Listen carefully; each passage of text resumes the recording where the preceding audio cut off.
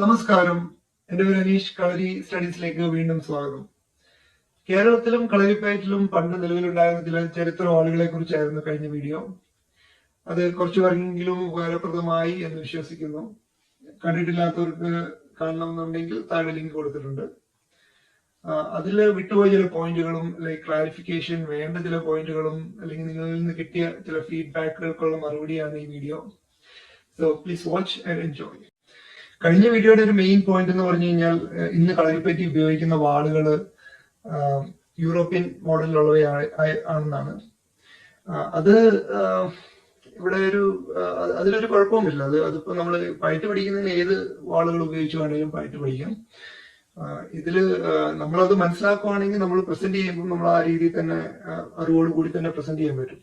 ഇപ്പം ഇന്നത്തെ പല തലമുറയിലുള്ള പല പ്രാക്ടീഷണേഴ്സും ഇങ്ങനെയുള്ള കാര്യങ്ങൾ അറിയത്തില്ല. അതിപ്പം ഈവൻ കേരള ടൂറിസത്തിന്റെ തന്നെ പ്രൊമോഷണൽ വീഡിയോയിലൊക്കെ കളരിപ്പയറ്റിന്റെ ഉറുമിപ്പയറ്റ് കാണിച്ചിട്ട് ഉറുമിപ്പയറ്റ് അഥവാ ചുരുക്കപ്പയറ്റ് എന്നാണ് പറയുന്നത്. അപ്പൊ ആ ഒരു തലത്തിൽ തന്നെ തെറ്റായിട്ടാണ് അത് പ്രസന്റ് ചെയ്യുന്നത്. ആദ്യത്തെ വീഡിയോ നിർമ്മിച്ച സമയത്ത് കേരള ടൂറിസത്തിന്റെ വെബ്സൈറ്റിൽ ഉറുമിപ്പയറ്റിനെ ചുരുക്കപ്പയറ്റ് എന്നാണ് പറഞ്ഞത്. അതിന്റെ സ്ക്രീൻഷോട്ടാണിത്. ഈ രണ്ടാമത്തെ വീഡിയോ നിർമ്മിച്ചതിന് ശേഷമാണ് ഞാൻ ശ്രദ്ധിച്ചത് അവരത് മാറ്റിയിട്ടുണ്ട്. ഇപ്പോൾ അത് നൈഫ് ലൈക്ക് വെപ്പൺ എന്നാണ് അതിൽ ആക്കിയേക്കുന്നത്. അത് നല്ലൊരു ചേഞ്ച് ആണ്. Thank you for that. കാരണം മെയിൻലി ഇപ്പം ആൾക്കാർക്ക് അറിയില്ല. കാരണം ഞാൻ പഠിക്കാൻ തുടങ്ങിയ കാലം 90-കളിലായിരുന്നു. ആ സമയത്ത് എന്റെ ഗുരുക്കന്മാർ ഇത് സൂചിപ്പിച്ചിട്ടുണ്ട്. ഇന്ന് കേരളത്തിൽ ഇറങ്ങിയിട്ടുള്ള കളരിപ്പയറ്റിനെ പറ്റിയുള്ള കുറെ പുസ്തകങ്ങളിൽ ഇതിനെപ്പറ്റി പരാമർശമുണ്ട്. അപ്പൊ ഞാനിത് ചെയ്തത് ഞാൻ ബേസിക്കലി പടങ്ങളൊക്കെ വെച്ച് കുറച്ചുകൂടെ മനസ്സിലാക്കാൻ എളുപ്പത്തിൽ അത് പ്രസന്റ് ചെയ്യുന്നേ ഉള്ളൂ. അപ്പം ഇതില് ഒരു മാറ്റം ഒന്നും ആരും പ്രതീക്ഷിക്കേണ്ട. അതിനൊരു സ്കോപ്പ് ഇല്ല. കാരണം ഈ ചേഞ്ചസ് ഒക്കെ വന്നിട്ട് ഒരു 100 കൊല്ലത്തിന് മേലെയായി പുതിയ വാളുകൾ ഉപയോഗിച്ച് ചെയ്യുന്ന ഇത്. അതുപോലെ കളരിപ്പയറ്റും അതുപോലെ തന്നെ ഇവോൾവായി ഇന്നത്തെ രൂപത്തിലേക്ക് വന്നത് അത് തിരിച്ചു കൊണ്ടുവരാനൊന്നും പറ്റില്ല. ഇപ്പം നമുക്ക് ചുരുക്കപ്പയറ്റും കടത്തലപ്പയറ്റും ഒക്കെ പഴയ വാൾത്താരിയൊക്കെ വെച്ച് റീക്രിയേറ്റ് ചെയ്യാൻ പറ്റിയാലും അത് ചിലപ്പം കാഴ്ചയിലൊന്നും അത്ര ഇന്നത്തെ വാൾപ്പയറ്റിന് അത്രയും കാഴ്ചയിൽ നന്നാകണമെന്നില്ല.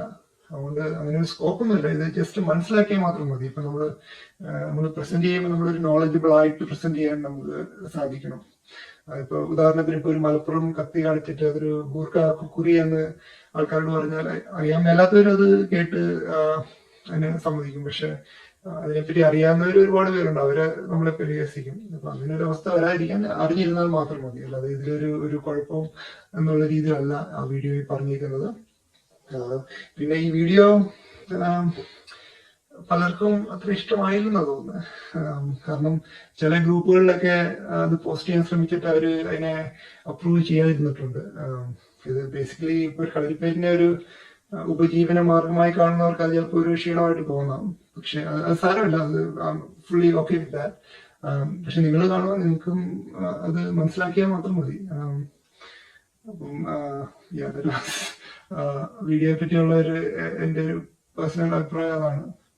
പിന്നെ ഇത് കേരളത്തിൽ മാത്രമുള്ള ഒരു കാര്യമല്ല. ഇതിപ്പോ നമ്മുടെ തമിഴ്നാട്ടില് സിലമ്പം പ്രാക്ടീസ് ചെയ്യുന്നവരുടെ വാളുകളൊക്കെ നോക്കിക്കഴിഞ്ഞാലും ഇതുപോലെ തന്നെയാണ്. യൂറോപ്യൻ മോഡലിലുള്ള വാളുകളും അല്ലെങ്കിൽ തൽവാർ മോഡലിലുള്ള വാളുകളൊക്കെയാണ് ഒരു ട്രഡീഷണൽ തമിഴ്നാടിന്റെ വാളായിട്ട് പ്രസന്റ് ചെയ്യുന്നത്. പലർക്കും അതിനെപ്പറ്റി ധാരണയില്ലെന്ന് തന്നെയാണ് എനിക്ക് തോന്നുന്നത്. ഇതിന്റെ കാര്യം എന്ന് പറഞ്ഞു കഴിഞ്ഞാൽ തമിഴ്നാട്ടിൽ അവസാനം ഭരിച്ച ഡൈനാസ്റ്റികളൊക്കെ തന്നെ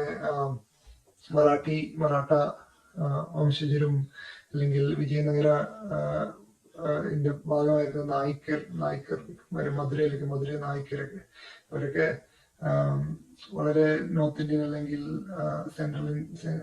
ഇന്ത്യയുടെ സെൻട്രൽ ഏരിയയിൽ നിന്നൊക്കെ വളരെ കൾച്ചറലി ലിങ്ക്ഡ് ആയിട്ടുണ്ടായിരുന്ന ആൾക്കാരായിരുന്നു. അപ്പൊ അവര് ഇൻട്രൊഡ്യൂസ് ചെയ്ത ഇപ്പം തൽവാറും മറ്റൊക്കെ അവർ ഇൻട്രൊഡ്യൂസ് ചെയ്തായിരിക്കും. പക്ഷെ ഇപ്പൊ നമ്മൾ ചോള പീരീഡിലേക്ക് പോയി കഴിഞ്ഞ് കഴിഞ്ഞാൽ അന്ന് ഉപയോഗിച്ചിരുന്ന വാളുകൾ കൂടുതലും നമ്മുടെ ചുരികയൊക്കെ പോലുള്ള വാളുകളാണ്. പക്ഷെ നീളം കൂടുതലായിരിക്കും അല്ലെങ്കിൽ വേറെ വ്യത്യാസങ്ങളൊക്കെ കാണും. പക്ഷെ പിടിയിലും മറ്റുമൊക്കെ ആ ഒരു ഹിന്ദു ബാസ്കറ്റ് ഹിൽറ്റും അല്ലെങ്കിൽ ആ ഒരു മോഡലിലുള്ള വാളുകളൊക്കെ തന്നെയാണ്. എനിക്ക് കിട്ടിയ ഒരു ഫീഡ്ബാക്കില് അദ്ദേഹം സൂചിപ്പിച്ചത് ഞാൻ ട്രഡീഷണൽ ആയിട്ടുള്ള വാളുകളെ പറ്റി പറഞ്ഞപ്പോൾ അത് ടൈറ്റ് ഹിൽറ്റ് ആയതുകൊണ്ട് കൂടുതൽ ഒരു സ്പേസിലുള്ള മൂവ്മെന്റ് പറ്റത്തില്ല എന്ന് ഞാൻ പറഞ്ഞു. അതിനുശേഷം വാൾവലിയെ പറ്റി പറയുകയും അത് മൂവ്മെന്റ്സ് കാണിക്കുകയൊക്കെ ചെയ്ത് അത് രണ്ടും കോൺട്രഡിക്ട് ചെയ്യുന്നില്ല എന്നാണ് ചോദിക്കുന്നത്. അപ്പം വാൾവലി ഒരുപാട് റിസ്ക് ബേസ്ഡ് മൂവ്മെന്റ്സ് ഉള്ളതാണല്ലോ. അപ്പൊ അത് ശരിക്കും ഇന്നത്തെ കോമ്പറ്റീഷനൊക്കെ കാണുന്ന വാൾവലി ആണെങ്കിൽ അദ്ദേഹം പറഞ്ഞ കറക്റ്റ് ആണ്. പക്ഷേ വാൾവലി കോമ്പറ്റീഷൻ വരുന്നതിന് മുൻപ് തന്നെ ഞാൻ പഠിച്ച കളരിയിലൊക്കെ വാൾവലി പ്രാക്ടീസ് ചെയ്യുന്നുണ്ടായിരുന്നു. ഞാൻ പിന്നെ വേറെയും പല ട്രഡീഷണൽ ആയിട്ടുള്ള കളരികളിലും ട്രഡീഷണൽ ആയിട്ട് പ്രാക്ടീസ് ചെയ്യുന്ന വാൾവലിയൊക്കെ ഇത്രയും റിസ്ക് ബേസ്ഡ് അല്ലായിരുന്നു. ഇന്ന് കാണുന്ന മത്സരത്തിലുള്ള വാൾവലി എന്ന് പറഞ്ഞാൽ വളരെ പെർഫോമൻസ് ഓറിയന്റഡ് ആയിട്ടുള്ളതാണ്. അത് ഇപ്പോൾ ഉള്ള പല കളരികളിലും ഈ മത്സരത്തിന് അതൊരു ഐറ്റം ആയതിനു ശേഷമാണ് അവർ അത് ഇൻക്ലൂഡ് ചെയ്തത് ട്രെയിനിങ്ങില്. അല്ലാതെ ഇപ്പൊ നമ്മുടെ ട്രഡീഷണൽ വാൾവലി നോക്കുകയാണെങ്കിൽ കൂടുതലും റിസ്ക് ബേസ് എന്ന് പറയാൻ പറ്റില്ല. റിസ്കിന്റെ യൂസ് ഉണ്ട്, അദ്ദേഹം കൂടുതലും അതൊരു ഇങ്ങനെയുള്ള മൂവ്മെന്റ്സ് ഒക്കെയാണ് കൂടുതൽ കൂടുതലും വരുന്നത്. അപ്പൊ അതും എഗെയിൻ മറ്റൊരു കാര്യം എന്ന് പറഞ്ഞു കഴിഞ്ഞാൽ ഇപ്പം പഴയ താളിയോല് അവൈലബിൾ ആയിട്ടുള്ള താളിയോല ഗ്രന്ഥങ്ങളിലൊന്നും തന്നെ വാൾവലിയെ പറ്റി പരാമർശമില്ല. പക്ഷെ വടക്കൻ പാട്ടില് തച്ചോളി ഉദയന്റെ പാട്ടിലൊക്കെ അദ്ദേഹം പഠിക്കാൻ പൊന്നാനി പഠിക്കാൻ പോയപ്പോഴാണ് തോന്നുന്നു വാൾവലിയൊക്കെ ലിസ്റ്റ് പെടുത്തിയിട്ടുണ്ട്. എന്നാലും താളികളി ഗ്രന്ഥങ്ങളിലൊന്നും വാഴ്ത്താരികളൊന്നും കാണാനില്ല. ചിലപ്പോൾ ലേറ്റർ ആയിട്ട് ലാസ്റ്റ് സ്റ്റേജിലൊക്കെ കളരിപ്പേറ്റിലേക്ക് വന്നതാണ്. ഇപ്പം തൽവാർ പോലുള്ള വാളുകളോ അല്ലെങ്കിൽ അറബ് ബേസ്ഡ് ആയിട്ടുള്ള വാളുകളൊക്കെ കേരളത്തിൽ ഉണ്ടായിരുന്ന സമയത്ത് വന്നതാകാം. കേരളത്തിലെ പഴയ വാളുകളെ പറ്റി പഠിക്കുന്നതിന്റെ ശ്രമത്തിൽ ഞാൻ ഒരു ആർട്ടിക്കിൾ കാണാനിടയായി. 2013 ദി ഹിന്ദുവിൽ വന്ന ഒരു ആർട്ടിക്കിൾ, അതിന്റെ ഓൺലൈൻ എഡിഷനിൽ. അതിൽ പറയുന്നത് മലപ്പുറം ജില്ലയിലെ കോട്ടയ്ക്കൽ അടുത്തൊരു കിണറ്റിൽ നിന്ന് പഴയ വാളുകൾ കണ്ടെത്തിയതിനെ പറ്റിയാണ് ആർട്ടിക്കിൾ. ഈ ആർട്ടിക്കിൾ എഴുതിയിരിക്കുന്നത് ശ്രീ ആർ മാധവൻ നായർ എന്നൊരാളാണ്. അദ്ദേഹം ശ്രീ എസ് രാജേന്ദ്ര എന്നൊരു ഹിസ്റ്ററി റിസർച്ചറിന്റെ സഹായം തേടിയിട്ടുണ്ട്. അവിടുത്തെ ഈ ആർട്ടിക്കിളിൽ പറയുന്ന അവിടുത്തെ ലോക്കൽ ആൾക്കാർ വിശ്വസിക്കുന്നത് ഇത് മാമാങ്കത്തിനും മറ്റും ഉപയോഗിച്ചിരുന്ന വാളുകളായിരുന്നു, അവിടെ അങ്ങനെ അത് ഉപേക്ഷിക്കപ്പെട്ടതാണെന്നാണ് പറയുന്നത്. പക്ഷെ ശ്രീ രാജേന്ദ്രന്റെ അഭിപ്രായത്തിൽ ഇതിന്റെ പിടിയിലെ ബിൽറ്റും അല്ലെ അതിന്റെ ക്രാഫ്റ്റ്മാൻഷിപ്പ് കാരണം അത് ലോക്കൽ ആകാൻ സാധ്യതയില്ല, അത് യൂറോപ്യൻ ആകാനാണ് സാധ്യത. അദ്ദേഹം ഒരു പോസിബിലിറ്റി പറയുന്നത് മൈസൂർ പട്ടാളമൊക്കെ മലബാർ ഇൻവേഷന്റെ സമയത്ത് അവരുടെ കൂടെ ഫ്രഞ്ച് സോൾജേഴ്സ് ഒക്കെ ഉണ്ടായിരുന്നു. അപ്പൊ അവരും വല്ലതും ആണ് ഇവിടെ ഉപേക്ഷിച്ചതെന്നാണ് അദ്ദേഹം കരുതുന്നത്. ഈ റോസിന്റെ ബുക്കിലൊക്കെ ഇതേപോലുള്ള വാളുകളെ കുറിച്ച് പറയുന്നുണ്ട്. അതിൽ അദ്ദേഹം മദ്രാസി സ്ട്രീറ്റ് സോഡ് എന്നാണ് ഇതിനെ പറയുന്നത്. അപ്പം അദ്ദേഹം 2-3 ചിത്രങ്ങൾ ഇതിൽ കാണിച്ചിട്ടുണ്ട് അദ്ദേഹത്തിന്റെ ബുക്കില്. ഒന്നില് ഒരു വാള് കിട്ടിയിരിക്കുന്നത് മധുരൈ ഏരിയയിൽ നിന്നാണ്. മറ്റു വാളുകൾ പോസിബിളി ചെന്നൈ അല്ലെങ്കിൽ മദ്രാസ് എന്നാണ് കരുതുന്നത്. ഇപ്പം മലബാർ ഏരിയ ബ്രിട്ടീഷ് അഡ്മിനിസ്ട്രേഷന്റെ സമയത്ത് അത് മദ്രാസ് പ്രൊവിൻസിന്റെ കൂടെ ആയിരുന്നല്ലോ. അപ്പം അത് ചിലപ്പം മദ്രാസി കേരളത്തിലും പ്രചാരം ഉണ്ടായിരുന്ന ചില ആളുകളായിരിക്കും അത്തരത്തിലുള്ളത്. തിരുവിതാംകൂറിലും മറ്റും പാലസുകളിലൊക്കെ ഇതേപോലുള്ള വാളുകൾ ഇരിക്കുന്നത് ഞാൻ കണ്ടിട്ടുണ്ട്. അതൊക്കെ അധികാര ചിഹ്നത്തിന് ഉള്ള ഒരു ഉടവാൾ എന്ന രീതിയിലൊക്കെ ഉപയോഗിച്ചതായിരിക്കാം. ഈ അഭിപ്രായം ശരിക്കും ശ്രീ രാജേന്ദ്രന്റെ ആണോ അതോ ആർട്ടിക്കിൾ എഴുതിയ ലേഖകന്റെ ആണോ എന്ന് നമുക്കറിയില്ല. അദ്ദേഹമായിട്ടൊന്ന് സംസാരിക്കണം എന്നൊരു ആഗ്രഹമുണ്ട്. കാരണം അദ്ദേഹം ഈ മേഖലയിലൊക്കെ വളരെ അനുഭവവും അറിവുള്ള ആളാണ്. അപ്പം ഇങ്ങനെയുള്ള ഒരു ആളുകളെ പറ്റി പഠിക്കാൻ കുറെ കൂടുതൽ ഇൻഫർമേഷൻ അദ്ദേഹത്തിനൊക്കെ ലഭിക്കാൻ സാധ്യതയുണ്ട്.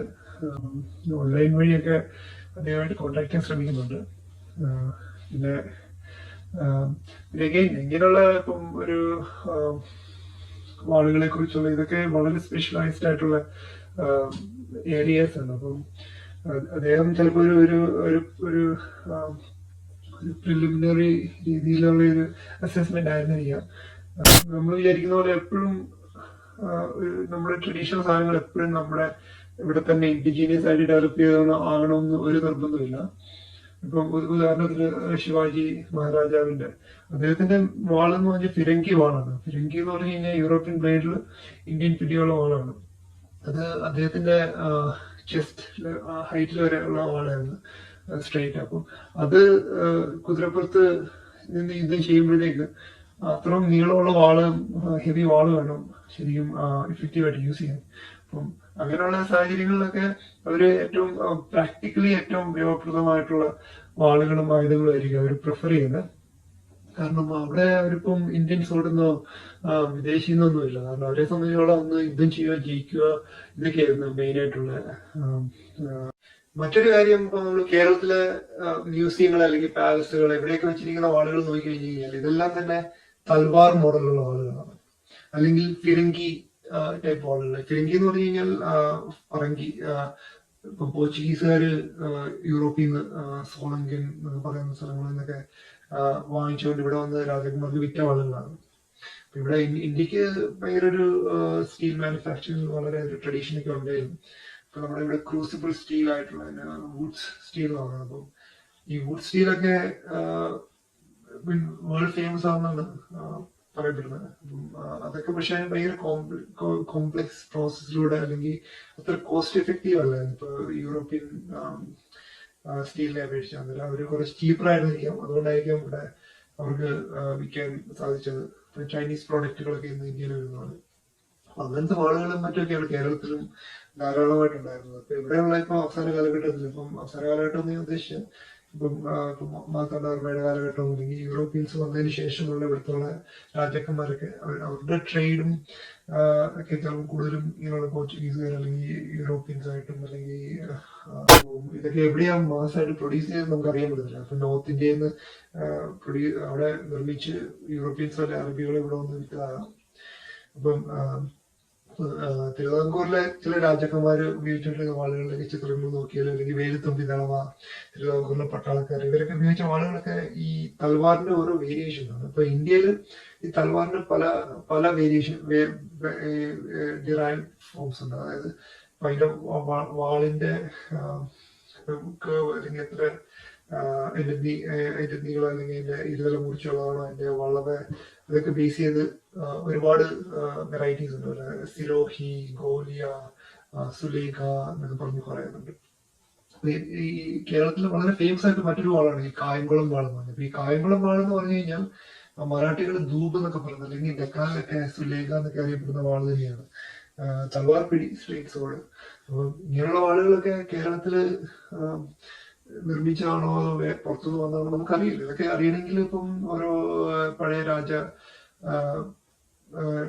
അവരുടെയൊക്കെ ആർക്കൈവ്സ്, അല്ലെങ്കിൽ അവരുടെ ട്രേഡിനെ പറ്റിയുള്ള ട്രേഡ് നടത്തിയതിന്റെ രേഖകളൊക്കെ നമ്മൾ അതിനെപ്പറ്റി കൂടുതൽ സ്റ്റഡി ചെയ്ത് കഴിഞ്ഞാൽ നമുക്ക് ഇതിന്റെയൊക്കെ സത്യാവസ്ഥ അറിയാം.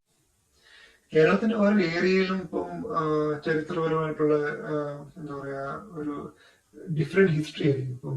ഇപ്പം മലബാറിൽ കാണുന്ന വാളുകൾ, അല്ലെങ്കിൽ മലബാറിൽ കാണുന്ന കൾച്ചർ ഇപ്പൊ തുളുനാട്ടിലും കർണാടകയിലും ചില ഭാഗങ്ങളിലൊക്കെ വളരെ സാമ്യമായിട്ടായിരിക്കും. ഇപ്പം ട്രാവൻകൂറിന് ചിലപ്പോൾ കൂടുതലും തമിഴ്നാടൊക്കെ ആയിട്ടായിരിക്കും കൂടുതൽ ബന്ധങ്ങൾ. അപ്പം തമിഴ്നാട്ടില് അവിടെ ഉണ്ടായിരുന്ന ഇപ്പൊ നായ്ക്കരും, അല്ലെങ്കിൽ നായിക് ഡൈനാസ്റ്റിയും, അല്ലെങ്കിൽ തഞ്ചാവൂരിലെ മറാഠികളൊക്കെ, അവരൊക്കെ നോർത്ത് ഇന്ത്യൻ അവർക്ക് സപ്ലൈയും കണക്ഷൻസ് ഒക്കെ ഉള്ളതുകൊണ്ട് ചിലപ്പം എവിടുന്നാണ് ഇതൊക്കെ വന്നത് നമുക്ക് അറിയാൻ പറ്റത്തില്ല. അതിനെപ്പറ്റി കൂടുതൽ പഠിച്ചാലേ നമുക്ക് അറിയാൻ പറ്റുന്നുള്ളൂ. അപ്പൊ ഇങ്ങനെ കൂടുതൽ ആൾക്കാർ ഈ ഫീൽഡിലേക്ക് വരട്ടെ എന്ന് നമുക്ക് പ്രതീക്ഷിക്കാം. നിങ്ങൾക്ക് ഈ വീഡിയോ സീരീസ് ഇഷ്ടമാകുന്നുണ്ടെങ്കിൽ, അല്ലെങ്കിൽ എന്തെങ്കിലും യൂസ്ഫുൾ ആയിട്ട് തോന്നുന്നുണ്ടെങ്കിൽ ലൈക്ക് ചെയ്യുക, സബ്സ്ക്രൈബ് ചെയ്യുക, ഷെയർ ചെയ്യുക. ഇത്തരത്തിലുള്ള വീഡിയോകളൊന്നും എല്ലാവർക്കും താല്പര്യം ഉണ്ടാകണമെന്നില്ല, അല്ലെങ്കിൽ ഇഷ്ടപ്പെടണമെന്നില്ല. ഇതൊക്കെ ഹിസ്റ്ററി ഉള്ള കാര്യങ്ങളൊക്കെ വളരെ ബോറിംഗ് ആയിട്ടുണ്ട് പലർക്കും. നിങ്ങൾക്ക് ഇത് താല്പര്യം ഉണ്ടെങ്കിൽ, അല്ലെങ്കിൽ നിങ്ങൾക്ക് നിങ്ങളുടെ ഫ്രണ്ട്സ് ഇതുപോലെ താല്പര്യമുള്ളവരുണ്ടെങ്കിൽ അവരിലേക്ക് എത്തിക്കുക. പിന്നെ നിങ്ങൾക്ക് എന്തെങ്കിലും എതിർ അഭിപ്രായം അല്ലെങ്കിൽ സംശയങ്ങളുണ്ടെങ്കിൽ കമന്റ് ചെയ്യുക. അത് യൂട്യൂബിൽ കമന്റ് ചെയ്യുകയാണെങ്കിൽ റിപ്ലൈ ചെയ്യാനോ അല്ലെങ്കിൽ കാണാനും സാധ്യത കൂടുതലാണ്. So thank you. See you next time.